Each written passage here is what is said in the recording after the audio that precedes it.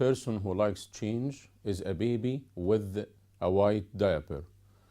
Today we will discuss a very important topic, which is how to help our kids and our children to implement change. Change is something which is very difficult for any person because we have something known as the power of habit. We like to do things we are similar with. In order to change this power of habit, we need three things: self-awareness, motivation, and willing. All of them are needed in order to implement a new change. Change for our kids means stop behaving in a negative way, changing a negative behavior into a positive one. We have to know what are the reasons behind our kids' reluctance to implement change. We have a lot of factors like fear of failure, fear of success, interest in the current situation or its known status quo, lack of self-confidence. All of these factors will let our children very reluctant in implementing a change. And our role as teachers and parents is how to help our kids to overcome these barriers in order to implement any change.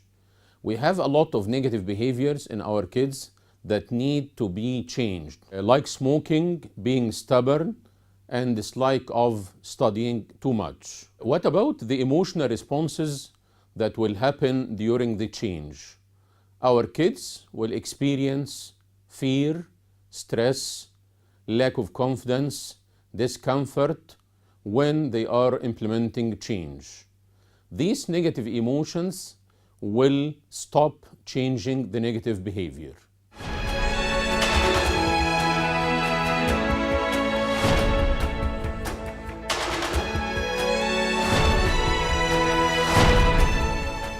We have two methods of changing any negative behavior.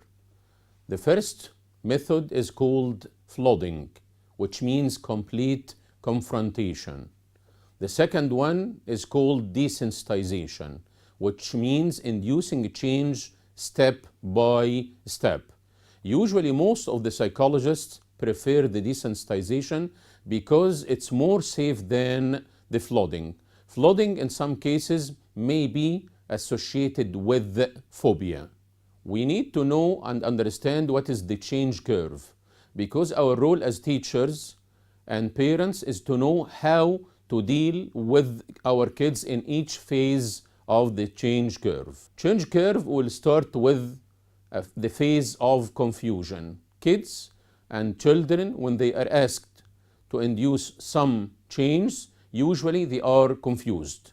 Our role in this stage is to clarify the benefits of a change for them in order to motivate our kids to implement the change. The second phase of the change curve is anger and blame, which is the negative response induced by our kids. They are very angry from stimulating them to implement the change.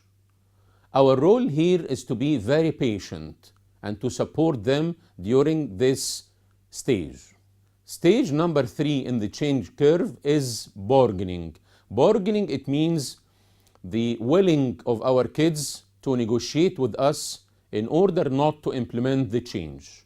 Our role here is to show the benefits of the change and be patient in order to let them implement the change. Stage number 4 in the change curve is depression. The kids and the children, when confronted with the change and when they see that the change is mandatory, they are depressed. Our role in this stage is to motivate them. Stage number 5 is testing.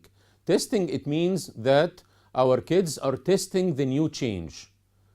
If they feel better, they will continue. If they do not feel better, they will stop implementing the change. Our role here also is support. Phase number 6 in change curve is acceptance. Acceptance, it means that our kids are adopting the new change. Our role here as teachers and parents is to motivate them.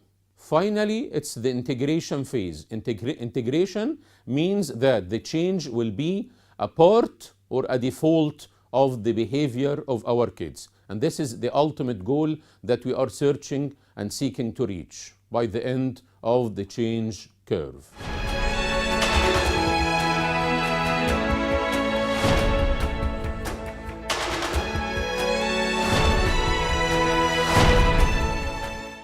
Finally, we have some tips for us as teachers and parents to help our children to induce and adopt change. Firstly, we have to highlight the benefits of a change for them and not for us. The second is to create a shared vision. Shared vision means the vision for the change is a mutual vision from the parent side and actually from the kid side. Keep it practical. We have to ask our kids to do change that are practical, that are realistic, that can be achieved. We have to break the change into smaller pieces in order to motivate them to do this change. And we have to start with a very small piece, because small piece in the start of the change process will be achieved, which will be reflected very positively on the motivational level of our kids. Also, we have to include the ideas and suggestions of our children in order for them to be motivated to induce change. And finally, we have to prioritize communications. I want to end this session with a very important quote concerning the change management. For there to be a change, there has to be a plan that leads to objectives.